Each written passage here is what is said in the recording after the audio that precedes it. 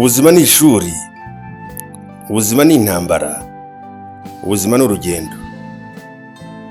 Intego y'urubuga ibitanyeganyezwa ni ugufasha abatwumva guhagarara neza batanyeganyezwa n'ibibahinyuza by'ubwoko butandukanye duhura nabyo muri ubu buzima, byaba mu buryo bw'umubiri nk'ubukene, uburwayi, ibyorezo, intambara n'ibindi bizazane bya hano ku isi.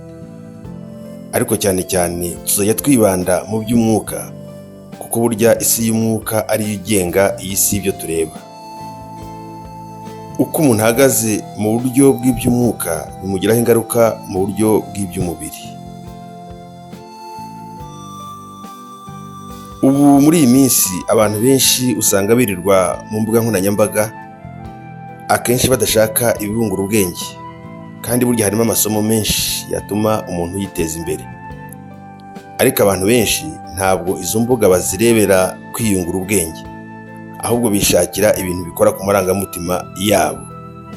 Ntabwo bashaka abigisha b'ijambo ry'Imana ribafasha guhinduka ibyaremwe bishya, ahubwo bashaka abakora ku marangamutima yabo, babiziza ibitangaza n'ibindi bintu byiza akenshi barema mu ntekerezo zabo ariko bitanabaho. Abari muri Afurika bahora barota mu nzozi zabo uko bagera mu Burayi cyangwa muri Amerika. Yego, abenshi simpakana ko batabayeho mu bukene, badafite ibyangombwa nkenerwa mu buzima bwabo bwa buri munsi, ariko utekereje neza wasanga hari uburyo bwo kwiteza imbere tutiriwe tujya mu mahanga. Nyamara kenshi hari n'abo usanga bafite uko babayeho ariko bakumva bitabanyuze, bashaka kujya kwibera ibwotamasimbi, kuko hari ukuntu mu ntekerezo zabo baharema nka paradizo. Hari rwose n'abahanuzi birirwa bahanurira abantu ngo Imana ibahaye viza yo kujya muri Amerika, ukagira ngo ni viza yo kujya mu ijuru. Abariyo kandi nabo ndakubwira ukuri ko batabayeho nk'uko bajyaga babirema mu nzozi zabo. Yego, simpakana ko amafaranga atariyo. Iyo utabaye umunebwe ugakora, babara amasaha wakoze bakayaguhembera. Nyamara usanga imihangayiko ari yose, ibi bikunze kwitwa stress. Rero nshuti mukundwa, waba uri muri Afurika cyangwa ibwotamasimbi, ndakwifuriza guhagarara ushikamye utanyeganyezwa n'imiyaga yose y'imyigishirize n'uburiganya bw'abantu n'ubwenge bubi n'uburyo bwinshi bwo kutuyobya, nk'uko Pawulo yabyandikiye Abefeso mu bice 4:14.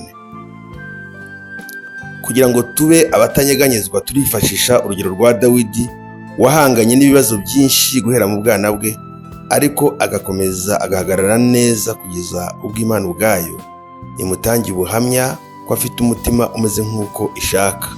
Ibyo tubisoma mu rwandiko rwa mbere mu gitabo cya mbere cya Samweli, ibice 16 guhera ku murongo wa mbere kugeza kwa 13. Icya mbere tugomba gukora ni ugushaka inshuti z'umumaro, tutitaye ku bisekuruza byabo n'ibibazo twaba twaragiranye na bene wabo. Dawidi yahigwaga bikomeye na Sawuli, wari wamubonyemo imbaraga zidasanzwe, ndetse wari wasobanukiwe n'uko azaba umwami akamusimbura. Ibyo umuhungu we Yonatani nawe yari abizi. Urwo rwikeko rero rwagombaga kuba inkomyi mu mibanire y'abo basore babiri, Dawidi na Yonatani. Nusoma mu gitabo cya mbere cya Samweli ibice 19 guhera ku murongo wa mbere kugeza kwa 7, urabona uburyo Yonatani yagiye kuvuganira Dawidi kuri Sawuli, amwibutsa ineza yamugiriye igihe yicaga Umufilisitiya witwaga Goliyati wari warabazengereje. Nyamara nubwo Sawuli yemereye umuhungu we ko atazongera guhiga Dawidi, byari urwirerutso. Yarakomeje aramuhiga kugeza igihe Dawidi amuhungiye ajya mu ishyamba. Icyo gihe Yonatani yamusanzeyo, baganira amagambo akora ku mutima we yasomye wese, nk'uko tuyasanga mu gitabo cya mbere cya Samweli ibice 23 guhera ku murongo wa 16 kugeza kwa 18. Haragira hati: bukeye Yonatani mwene Sawuli arahaguruka asanga Dawidi mu ishyamba, amukomeza ku Mana, aramubwira ati: witinya, kuko ukuboko kwa data Sawuli kutazagushyikira, kandi uzaba umwami wa Isiraheli. Njye ubwanjye nzaba uwa kabiri kuri wowe, kandi data Sawuli nawe arabizi. Bose bahera ko basezeranira imbere y'Uwiteka, maze Dawidi yigumira mu ishyamba, Yonatani asubira iwe. Nshuti mukundwa, ndagusengera uyu munsi kugira ngo Imana iguhe Yonatani wawe ajya gukomeza mu gihe amakuba akugarije. Imana ikwereke Yonatani wawe agukomeze ku Mana mu izina rya Yesu. Reka dusenge. Mana, turagushimye ijambo ryawe ridukomeza, ridukangurira gushikama, riduha ibyiringiro byo kuba abatanyeganyezwa. Nk'uko wohereje Yonatani kuri Dawidi kugira ngo amukomeze mu gihe yari yugarijwe n'amakuba, ndasenze kugira ngo mwene data wumvishe iki kiganiro, mushiki wanjye wumvishe iki kiganiro, ufite ibibazo bitandukanye, ndetse ndakwinginze kugira ngo ibyagaragaraga nk'ibikomeye, ibyagaragaraga nk'ibidashoboka, uyu munsi bishoboke mu izina rya Yesu.